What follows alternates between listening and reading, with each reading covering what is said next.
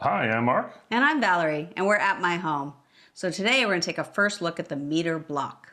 And MEATER sent us the MEATER block for this review.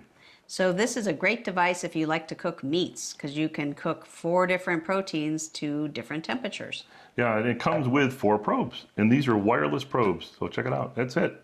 Just put that in whatever meat you're cooking, and it'll keep track of the temperature.